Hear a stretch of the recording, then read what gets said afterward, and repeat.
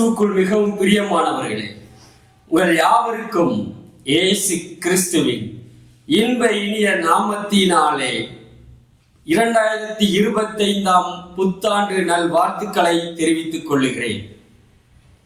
நேற்று நள்ளிரவு முதல் புத்தாண்டு ஆரம்பமாக போகும். நேற்று நள்ளிரவு முதல் அநேக வாக்குத்தத்த வசனங்கள் எனக்கு வந்து கொண்டிருந்தது.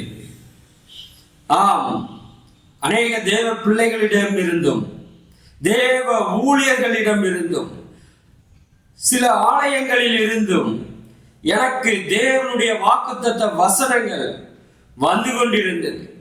அவைகளை எல்லாம் நான் பார்த்த பொழுது என் மனதில் இப்படியான ஒரு சிந்தனை ஓடிக்கொண்டிருந்தது.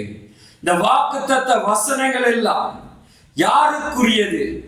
இந்த வாக்குத்தத்த வசனங்கள் எல்லாம் எப்பொழுது நிறைவேறும்? என்றைக்கு நிறைவேறும்? இது என்னுடைய வாழ்க்கையில் பலிக்குமா என்பதாக என்னுடைய இருதயத்தில் ஒரு சிந்தனை ஓடிக்கொண்டிருந்தது. பிறகு என்னுடைய இருதயத்திலே சங்கீதம் 104 அதிகாரம் வாசிக்கும்படியான ஒரு ஏவுதல் உண்டாயிருந்தது. இன்று காலையிலே நான் வேதத்தை வாசிக்கும் பொழுது அந்த வேத பகுதியை எடுத்து நான் வாசிக்க ஆரம்பித்தேன். சங்கீதம் 104 அப்படியாக நான் வாசித்தேன். தொடர்ச்சியாக 105 அதிகாரத்தை நான் வாசிக்க ஆரம்பித்தேன். அப்பொழுது ஒரு வசனம் இப்படியாக கூறியது. தேவன் அந்த வார்த்தைகளின் மூலம் என்னோடு கூட இடைப்படலானார். ஆம், அந்த வேத வசனம் இப்படியாக கூறுகிறது. சங்கீதம் 105 7 முதல் உண்டான வசனங்கள். அவரே நம்முடைய தேவனாகிய கர்த்தர், 1000 தலைமுறைக்கென்று அவர் கட்டளையிட்ட வாக்கையும் ஆபிரகாமோடே அவர் பண்ணின உடன்படிக்கையையும் அவர் ஈசாக்குக்கு இட்ட ஆணையையும் என்றென்றைக்கும் நினைத்திருக்கிறார். ஹல்லேலூயா. வேதத்திலே ஆபிரகாம் என்ற மனிதனை குறித்து நாம் பார்க்கிறோம். அந்த மனிதன் ஒருவனாய் இருக்கையில் தேவாதி தேவன் அவனை அழைத்து அவனுக்கு இப்படியாக ஒரு வாக்குத்தத்தத்தை கொடுக்கிறார். ஆதியாகமம் 12:2 நாம் பார்க்கும் பொழுது, நான் உன்னை பெரிய ஜாதியாக்கி உன்னை ஆசீர்வதித்து உன் பெயரை பெருமைப்படுத்துவேன், நீ ஆசீர்வாதமாயிருப்பாய், பூமியில் உள்ள வம்சங்கள் எல்லாம் உனக்குள் ஆசீர்வதிக்கப்படும், உன் மூலமாய் பல ஜன கூட்டங்கள், அதாவது பல தேசங்கள் உருவாவார்கள் என்பதாக தேவன் அந்த ஆபிரகாமுக்கு அப்படிப்பட்ட ஒரு வாக்குத்தத்தத்தை கொடுக்கிறார். அந்த நேரம், அந்த வாக்குத்தத்தம் கொடுக்கப்பட்ட நேரம், ஆபிரகாம், அவன் குடும்பம், அவனுடைய சந்ததி எப்படிப்பட்ட ஒரு நிலைமையில் இருந்தார்கள், அதை குறித்து தொடர்ச்சியான வசனத்தில் இப்படியாக நாம் வாசிக்கிறோம். அக்காலத்தில் அவர்கள் கொஞ்சம் தொகைக்குட்பட்ட சொற்ப ஜனங்களும் பரதேசிகளுமாய் இருந்தார்கள். அவர்கள் ஒரு ஜனத்தை விட்டு மறு ஜனத்தண்டைக்கும், ஒரு ராஜ்யத்தை விட்டு மறு தேசத்தார் அண்டைக்கும் போனார்கள். ஹல்லேலூயா. அவர்கள் கொஞ்ச ஜனம். ஆபிரகாமின் குடும்பம், அவனுடைய பிள்ளைகள், அவனுடைய சந்ததி கொஞ்ச ஜனம், சொற்பமான ஜனம். அவர்கள் பரதேசிகளாய் இருக்கிறார்கள். ஒரு தேசத்தை விட்டு இன்னொரு தேசத்திற்கு அவர்கள் கடந்து செல்கிறவர்களாக இருக்கிறார். ஆபிரகாம் ஒரு செல்வந்தன் தான். தேவன் அவனை ஆசீர்வதித்து தான் வைத்திருந்தார். அவனுக்கு வேலைக்காரர்களும் வேலைக்காரிகளும் உண்டு, திரளான மிருக ஜீவன்கள் அவனுக்கு உண்டு. ஆனாலும் அவனுக்கு நிலையான ஒரு இடம் கிடையாது. அவன் பரதேசியாய் ஒரு தேசத்தை விட்டு மறு தேசத்திற்கு போகக்கூடிய ஒரு கொஞ்ச ஜனம் உள்ளவனாய் அவனுடைய குடும்பம் இருந்தது. ஆனால் அந்த ஆபிரகாமை பார்த்து தேவாதி தேவன் ஒரு பெரிய வாக்குத்தத்தத்தை கொடுக்கிறார். அவனுடைய கற்பனைக்கு எட்டவே எட்டாத ஒரு வாக்குத்தத்தத்தை கொடுக்கிறார். அவனால் நம்பவே முடியாத ஒரு வாக்குத்தத்தத்தை தேவன் அவனுக்கு கொடுக்கிறார். ஆனால் அவன் தேவனை விசுவாசித்தான்.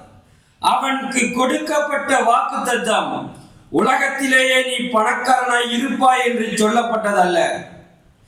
அவனுக்கு கொடுக்கப்பட்ட வாக்குத்தத்தம் நீ பல ஜன கூட்டமாய் மாறுவாய் என்பதுதான்.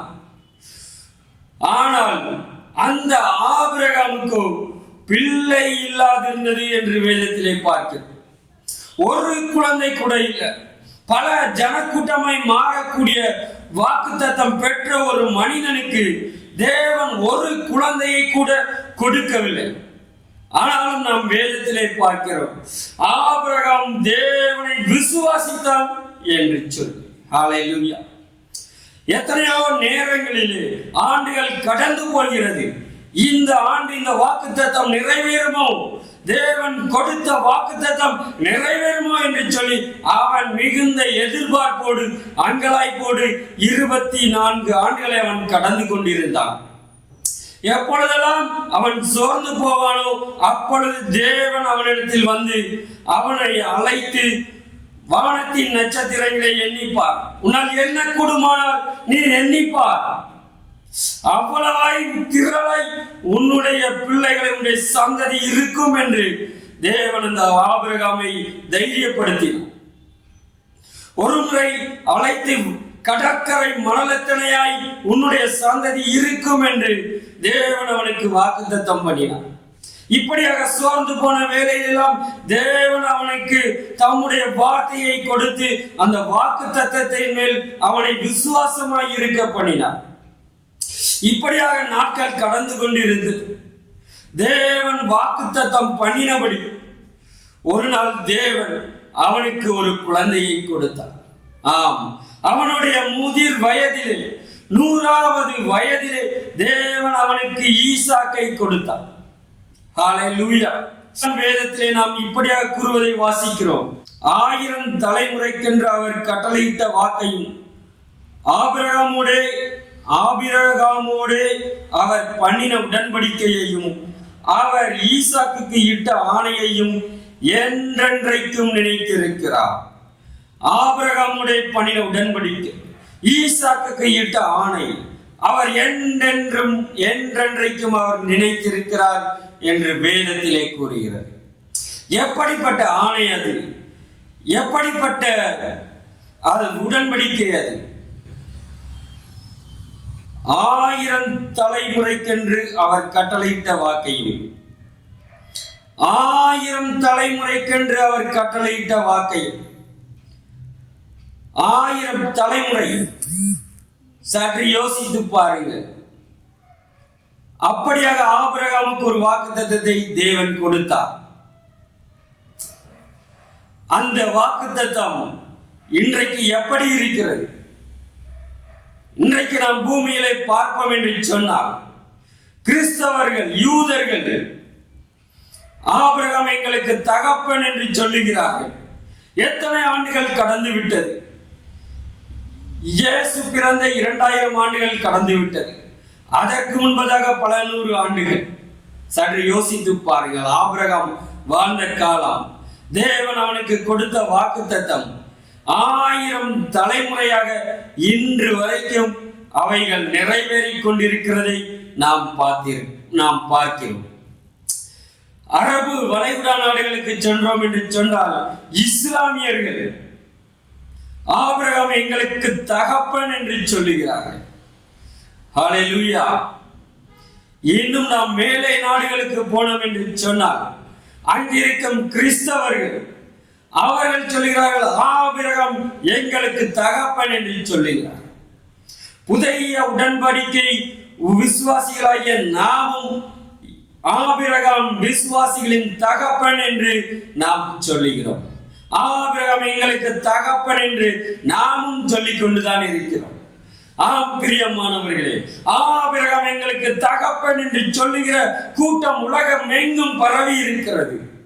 ஆபிரகாம் எங்களுக்கு தகப்பன் என்று சொல்லுகிற ஜனங்கள், தேசங்கள், இந்த பூமியிலே நிறைய தேசங்கள் இருக்கிறது.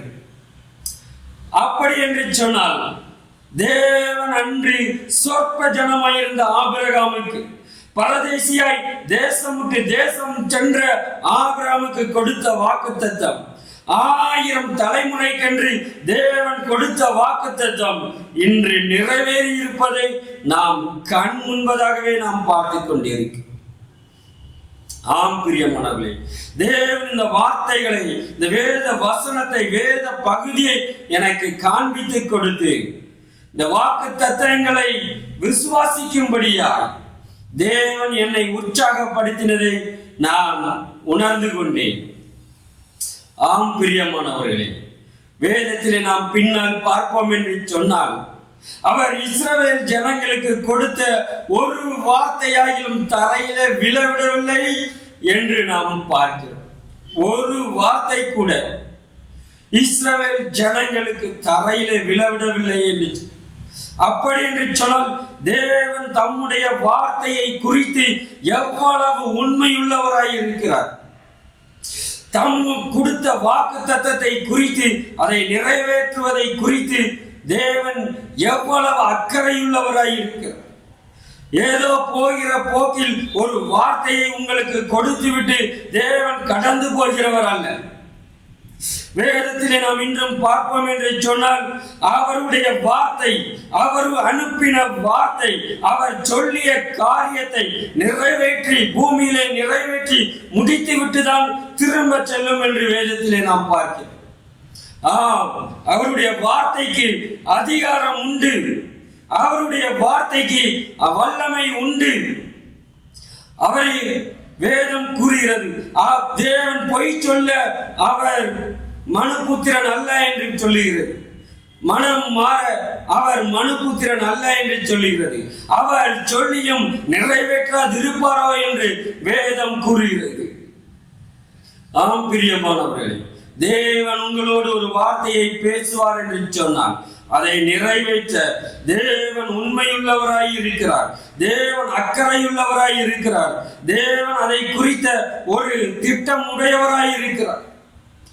ஆகவேதான் தேவன் அந்த வார்த்தையை, வாக்குத்தத்தத்தை உங்களுக்கு இன்று கொடுத்து கொண்டிருக்கிறார். தேவனுடைய வாக்குத்தத்தம் வெறுமையானது அல்ல. அந்த வார்த்தை உங்கள் வாழ்க்கையிலே நிறைவேறுவதை நீங்கள் காண்பீர்கள். வேதம் கூறுகிறது, குறித்த காலத்திற்கு தரிசனம் வைக்கப்பட்டிருக்கிறது. அது தாமதித்தாலும் காத்திரு, அது நிறைவேறி தீரும் என்றுதான் நாம் வேதத்திலே நாம் பார்க்கிறோம். ஆம் பிரியமானவர்களே, உங்களுக்கு இன்றைக்கு கொடுக்கப்பட்ட வாக்குத்தத்தம் என்ன?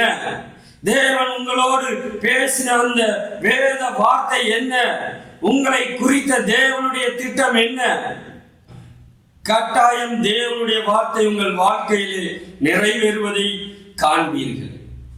அப்படிதான் பல ஆண்டுகளுக்கு முன்பதாக எனக்கும் ஒரு ஆலயத்தில் இருந்து ஒரு மனிதர் மூலமாய் எனக்கு ஒரு வாக்குத்தத்த அட்டை கொடுக்கப்பட்டது. பயப்படாதே, உன்னை மீட்டுக் கொண்டேன், உன்னை பெயர் சொல்லி அழைத்தேன், நீ என்னுடையவன் என்று. அந்த வாக்குத்தத்த அட்டை வந்த பொழுது அதை வாசித்து விட்டு நான் அதை அந்த அளவுக்கு நான் பெரிதாக எடுத்துக்கொள்ளவில்லை. ஆனால் ஒரு சில மாதங்களில் என்னையும் அறியாமல் தேவனுக்கும் எனக்கும் தூரமாய் சஞ்சரித்துக் கொண்டிருந்தன. என்னையும் அறியாமல் ஒரு புத்தகத்தை எடுத்து, கிறிஸ்தவ புத்தகத்தை எடுத்து வாசிக்க ஆரம்பித்த பொழுது தேவனோடு நான் மறுபடியுமாய் இணைக்கப்பட்டு மறுபடியுமாய் தேவனை நான் இறுக பற்றிக்கொள்ள ஆரம்பித்தேன். அடுத்த ஒரு சில மாதங்களில் பரிசுத்த ஆவியின் அபிஷேகத்தை அளவில்லாமல் நான் பெற்றுக்கொண்டேன். என்னுடைய வாழ்க்கை மாறியது. அன்று முதல் இன்று வரை நான் தேவனுக்காய் அதிகமாய் ஓட ஆரம்பித்தேன். தேவனை தேடுவதிலே அதிகமாய் கரிசனை உள்ளவனாய், பிரயாசப்படுகிறவனாய் நான் மாறியிருந்தேன். என்னுடைய வாழ்க்கையின் ஆண்டிலிருந்து முற்றிலுமாய் அதிகமாய் தேவனுக்கு அர்ப்பணிக்கப்பட்ட ஒரு வாழ்க்கையாக மாறியது. பயப்படாதே, உன்னை மீட்டுக் கொண்டு ஏசாயா 43 அதிகாரம் 1 அது இருக்கிறது. பயப்படாதே, உன்னை மீட்டுக் கொண்டேன், உன்னை பெயர் சொல்லி அழைத்து நீ என்னுடையவன், உன்னை நான் பெயர் சொல்லி அழைத்திருக்கிறேன், இந்த பூமியில் நீ எனக்கு வேண்டும் என்று உன்னை நான் பெயர் சொல்லி அழைத்திருக்கிறேன், நீ என்னுடையவனாய் இருக்க வேண்டும் என்று சொல்லி, நீ எனக்கானவனாய் இருக்க வேண்டும் என்று சொல்லி, நீ எனக்காக வாழ வேண்டும் என்று சொல்லி உன்னை நான் அழைத்திருக்கிறேன். ஆம், தேவன் கொடுத்த வாக்குத்தத்தம், அந்த வாக்குத்தத்தம் இன்று வரை என்னுடைய வாழ்க்கையிலே நிறைவேறி வருகிறது. ஆம், கொடுத்தது தேவன் அல்லவா? எத்தனையோ உபத்திரவங்கள், எத்தனையோ தேவனை விட்டு பிரிக்க செய்கிற காரியங்கள், ஆனாலும் ஒன்றும் தேவனை விட்டு பிரிக்கவில்லை. அதைத்தான் பவுல் எழுதுகிறார். அதிகாரங்களானாலும் துறைத்தனங்களானாலும் தேவ தூதர்களானாலும் வேறு எந்த உலக காரியங்களானாலும் கிறிஸ்துவின் அன்பை விட்டு நம்மை பிரிப்பவன் யார் என்று சொல்லி. ஆம் பிரியமானவர்களே, தேவன் கொடுக்கும் வாக்குத்தத்தம் ஆம் என்றும் ஆமேன் என்றும் இருக்கிறது என்று நாம் வேதத்திலே பார்க்கிறோம். இன்றைக்கு தேவன் உங்களுக்கு ஒரு வேளை ஒரு வார்த்தையை கொடுப்பார் என்று சொன்னால், கர்த்தர் அந்த வார்த்தையை கனம் பண்ண வல்லமை உள்ளவராய் இருக்கிறார். அந்த வார்த்தையை நிறைவேற்றுவதற்கு வல்லமை உள்ளவராய் இருக்கிறார். ஏற்ற காலத்திற்கு தரிசனம் வைக்கப்பட்டிருக்கிறது என்று நாம் வேதத்திலே பார்க்கிறோம். அந்த வாக்குத்தத்தம், அந்த தேவனுடைய வார்த்தை நிறைவேறியே தீரும். அது தாமதித்தாலும் அதற்கு காத்திரு என்று வேதம் நமக்கு கூறுகிறது. ஒருவேளை இந்த ஆண்டு அது நிறைவேறாமல் போகலாம். தேவன் கொடுத்த வாக்குத்தத்தம் அது உங்கள் எதிர்காலத்திற்கானது, உங்கள் வாழ்க்கைக்கானது, அது உங்கள் தலைமுறைகளுக்கானது. உன்னை தலைமுறையாக நித்திய மாட்சிமையாக வைப்பேன் என்று தேவன் கொடுத்த வார்த்தையின்படி 1000 தலைமுறைக்கு வாக்குத்தத்தங்களை காக்கிறவர் உங்களுக்கு அந்த வாக்குத்தத்தத்தை நிறைவேற்றி கொடுக்கும். தொடர்ந்து நாம் ஆபிரகாமுக்கு தேவன் பண்ணின வாக்குத்தத்தத்தை குறித்து இப்படியாக வாசிக்கிறோம். உங்கள் சுதந்திர பாகமான கானான் தேசத்தை உனக்கு தருவேன் என்றார். அப்படியே தேவன் எதற்காக அந்த தேசத்தை கொடுத்தார் என்று பின்பகுதியிலே வாசிக்கிறோம். தமது கட்டளைகளை காத்து நடக்கும்படிக்கும், தமது நியாயப்பிரமாணங்களை கை கொள்ளும்படிக்கும் அவர்களுக்கு புறஜாதிகளுடைய தேசங்களை கொடுத்தார். அந்நிய ஜனங்களுடைய பிரயாசத்தின் பலனை சுதந்தரித்துக் கொண்டார்கள். அல்லேலூயா. ஆம், தேவன் சொன்னார், ஆபிரகாமின் சந்ததியான இஸ்ரவேல் ஜனங்களுக்கு உங்களுக்கு கானான் தேசத்தை தருவேன் என்று. அப்படியே அவர்களை எகிப்திலிருந்து புறப்பட பண்ணி அவர்களை புற ஜாதிகளை துரத்திவிட்டு அந்த தேசத்தை அவர்களுக்கு கொடுத்தார் என்று நாம் வேதத்திலே பார்க்கிறோம். அந்நிய தேசத்தாரின் பலன்களை இவர்கள் சுதந்தரித்துக் கொண்டார்கள். ஒரு தேசத்தை உருவாக்குவது ஒரு எளிதான ஒரு காரியம் அல்ல. அங்கு காடுகள் இருக்கும், துஷ்ட மிருகங்கள் இருக்கும். அந்த காடுகளை அழித்து அவைகளை ஒரு பட்டணங்களாக உருவாக்கி, கோட்டைகளை கட்டி, நீர்நிலைகளை உருவாக்கி வாழ ஒரு தகுதியான ஒரு இடமாக ஒரு வயல்வெளியை உண்டாக்கி, திராட்சை தோட்டங்களை நாட்டி, அநேக அந்த மிருக ஜீவன்களுக்கு தேவையான புல் பூண்டுகளை உருவாகும்படியாய் அந்த நிலங்களை பண்படுத்தி திருத்தி அதை வாழ தகுதியான ஒரு தேசமாக ஒரு இடமாக மாற்றுவது மிகவும் எளிதான ஒரு காரியம். ஆனால் அப்படி புறஜாதிகளால் உருவாக்கப்பட்ட அந்த தேசத்தை தேவன் வாக்குத்தத்தம் பண்ணின இஸ்ரவேல் ஜனங்களுக்கு சுதந்தரிக்கும்படியாய் தேவன் கொடுத்தார். எதற்காக இவைகளை எல்லாம் ஆபிரகாம் வம்சத்திற்கு, இஸ்ரவேல் ஜனங்களுக்கு தேவன் இதை கொடுக்க வேண்டும்?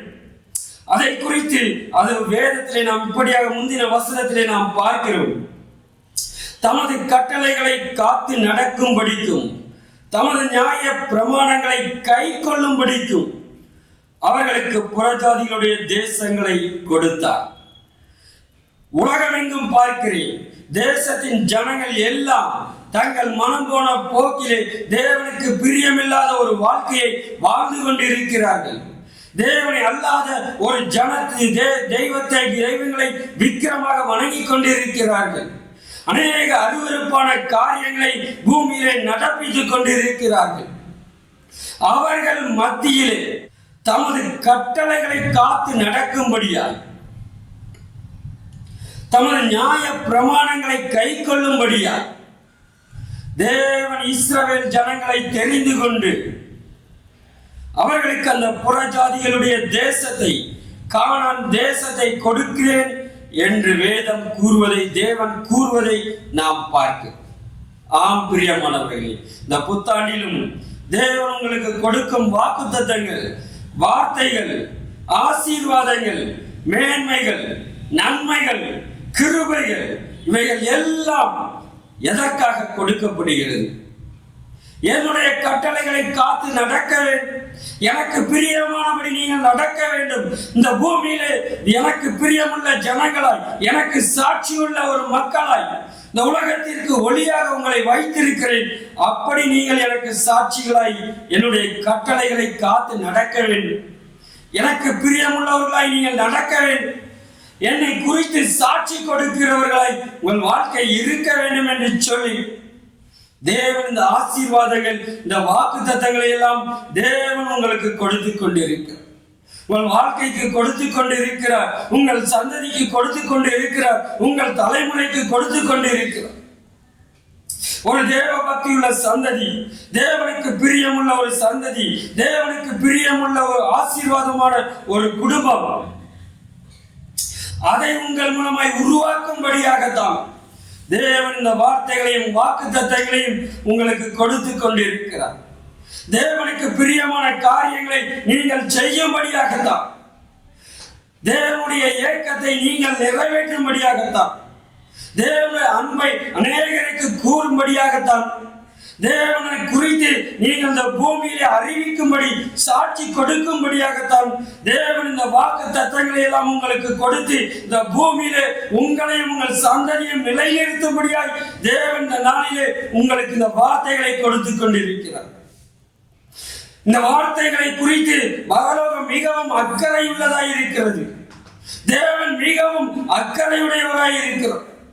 ஏதோ உங்களை குறித்து இன்றைய நல்ல வார்த்தையை சொல்லி மகிழ்ச்சியாக்கிவிட்டு கடந்து செல்வதற்காக அல்ல. அவைகள் பரலோகத்தினால் திட்டம் பண்ணப்பட்டு அந்த வார்த்தை உங்கள் வாழ்க்கைக்கு கொண்டு வரும்படியாய், நன்மையை, ஆசீர்வாதத்தை உங்களுக்கு கொண்டு வரும்படியாய், தேவனுக்கு நன்மையாக பரலோகத்திற்கு சாட்சியாக மாறும்படியாய் உங்களுக்கு அந்த வார்த்தையை தேவன் கொடுத்து கொண்டிருக்கிறார். ஆகவே தேவனுடைய வார்த்தை, தேவன் கொடுத்த வாக்குத்தத்தம் உங்கள் வாழ்க்கையில் கண்டிப்பாய் நிறைவேறும். தேவன் தாமே அப்படியாக கொடுத்த வாக்குத்தத்தத்தின்படி உங்களை ஆசீர்வதித்து உங்களை மகிமைப்படுத்துவாராக. தேவனுக்கே மகிமை உண்டாவதாக. ஆமென், ஆமென்.